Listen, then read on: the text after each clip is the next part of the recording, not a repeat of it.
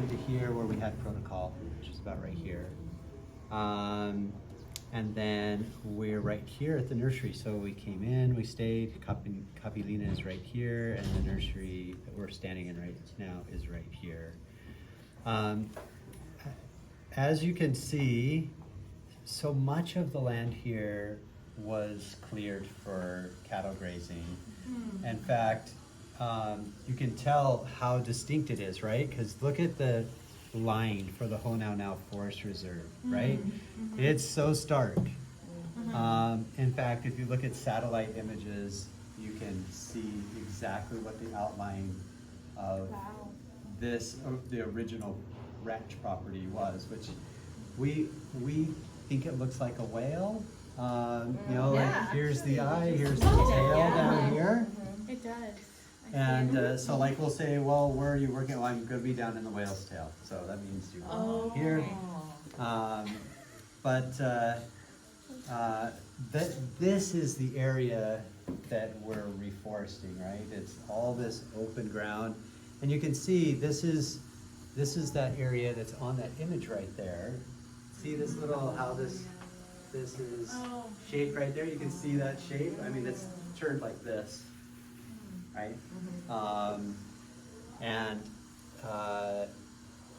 At that point in time was the same point in time in which this image was taken as well.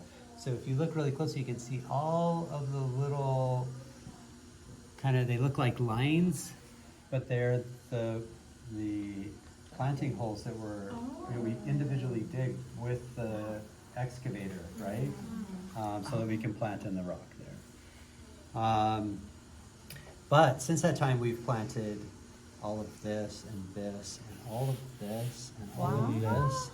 And this year we're planting all of this, this area out over in here, this open area in here, all of this.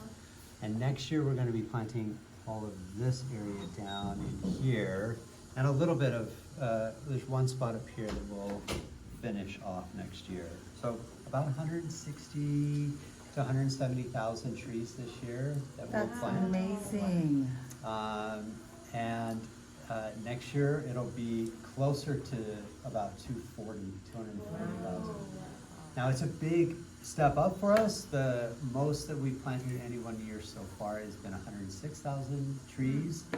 And so our nursery staff has been just on it. In fact, it's so important this year that we get these plantings done, that every Wednesday, every one of our staff, whether they're an accountant or whether they're me or Kaylee Kanoi or whoever, all our nursery staff, we all come and work in the nursery for the entire day, so that we commit to getting that done right. Sometimes we'll go out and do seed collection, like you'll do some seed collection tomorrow and work in the nursery tomorrow, and we'll go out and pick seed for Iliahi. We want to plant 80,000 Iliahi next year, which is a lot. And the availability of seed is limited, and we have a typical germination rate of about 30%, which means we need to collect about 270,000 Iliahi seeds, and you collect them one by one, off the ground, off the tree, shake the tree, the seeds fall, pick them off the ground. And so like last week, our entire team went up and we collected 16,000 seed in a day, but that's, we have to constantly be doing that because the seed is in season, and so we're trying to get all that seed in. Nobody's done something of this scale before. I remember the first time that we started thinking about needing and wanting to plant an area that was about 400 acres. It was this area right in here. And the way that happened was that we planted this area in 2018, and we felt pretty accomplished. It was actually a pretty major planting. It was about 30 acres. And I went back to Pleasant Grove and I said, we planted 30 acres this year. And they're like, what? You've got to do more. Come on, you know, I like source seedlings from everywhere. You know, we got a lot of our seedlings from Maui Native Nursery and little nurseries here and there around this island and other islands. And I was like, that was monumental. So the next year, 2019, like, okay, we'll get a head start on things because the property was purchased in 2018. We didn't have as much time. So 2019, we had all that time to get it together, and we planted 78 acres. It was this area here. I'm like, oh, this 78 acres is one of the largest planting, single-year plantings in the state ever. And our corporate friends in Pleasant Grove, they're like, do you know how long it's going to take to get that whole property reforested if you're just planting 70 acres at a time? I'm like, oh my goodness, what is Sounds like doTERRA. Yeah. So, we have a dream. Let's go. So that year we founded the nursery because we knew we wouldn't be able to get all the plant material we needed without producing it ourselves. And we're bringing it in from Maui, and it comes on the ship, and it goes in the back of a pickup truck, and we drive it in from Hawaii High, and the seedlings look like garbage when they finally get here. They're in the wind and everything. But if we do it here, right, they leave the nursery and they go into the ground within a couple hours. But then we had to figure out, how do we actually plant that many seedlings? And in the first couple of years, we calculated it out, and we're able to do so much site prep per day. We're able to do so much planting per day, and we thought, well, let's try to do 400 acres, and we did the math, and it would take us about 600 days. And we're like, I don't think there's less days in a year. I don't know if we're going to get that done. So we had to add a second excavator to do site prep for us. Our planting crews went from 5 to 12, and we have since then been able to increase from those smaller amounts of trees that we're planting 2018, 2019, up to nearly 100,000 in 2020. We've kind of been in that range, and then we feel like we've had additional breakthrough in terms of ways that we're working in our nursery, some of our efficiencies, the way that we're approaching planting. We moved up to 160, 170,000 this year. We think we can make another jump next year up into the mid 200,000s for seedlings. So, where there's a bit of will, there's a way, and when we all work together, right? There's no task that is too big.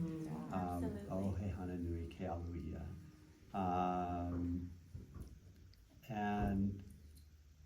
So we're going to see part of that, but we also want you to experience more of what the forest was, and where it's going.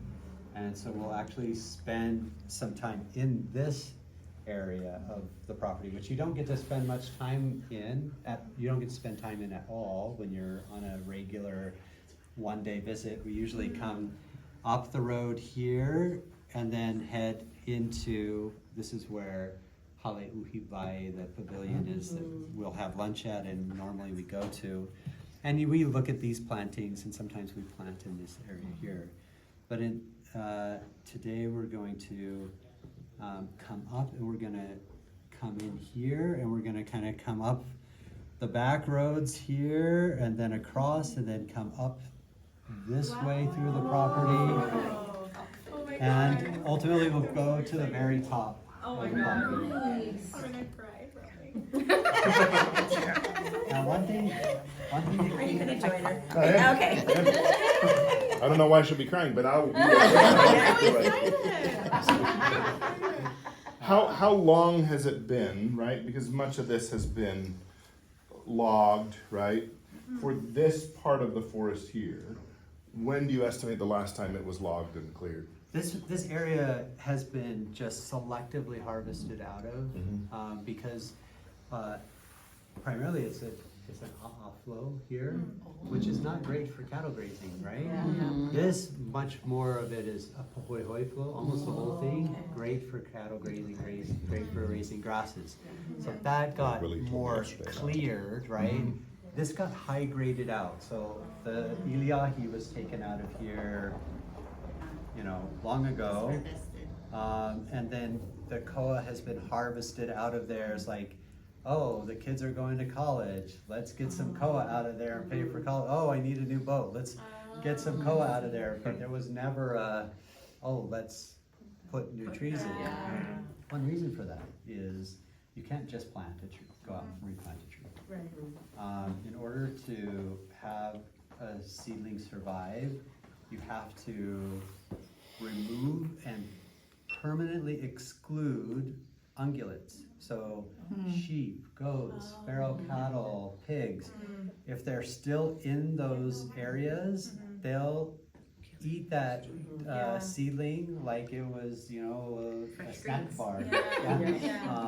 And especially koa, which is high in proteins for them, is a legume. They'll snack down koa. Iliahi is very palatable to them. They'll eat that as well. And so until there was a commitment to remove the ungulates from the land, there was no way to really move into reforestation. And so you can see these white X dash lines. Those are fenced units. Oh, okay. And so if you look, this area is completely fenced and ungulate free. This area here is completely fenced and ungulate free. This area, we've completed the fence, and now we're starting to remove all the animals. And, you know, in this dense forest, getting out every one of the sheep and every one of the feral animals Amazing. is You a guys lot of work. eradicate or just What do you guys do? shoo them out, like, So this is the last area that we did complete removal. okay. And what we did is we first come through with several sweeps of a helicopter and move the animals into traps. And then we truck them out to areas where they will, well, up here, because we have hunters on, hunting concerns on either side, they really don't want us just eradicating their herds. No. So we truck them up close to their land and let them go. That was more than 700 animals. So do you announce, this is the week we're going to release? Yeah. I mean, No, we could bring them I'm in, from we're a like, hunting okay, family, here we so go. maybe I'll. And they know ultimately this area will be fenced, this area will have no animals in it too. But we're incrementally moving that way to sort of stagger the impacts on their hunting herds and to let that integrate. So yeah, we trapped a bunch of animals then. There are those that don't want to be trapped or herded with a helicopter. And those we usually hunt out. Usually we'll find one sheep and we'll collar it. It's our Judas animal. And he goes back to the herd, and then we know, there's the herd. We can go out and pinpoint, remove them. Because we can't even let one stay in there. No. Once in there, they'll Yeah. browse out.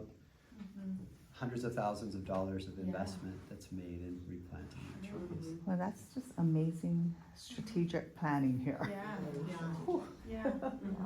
It's a lot of work. The fence is incredibly expensive to put in. We're putting in this fence right now. And it's about $14.50 a foot. Yeah. And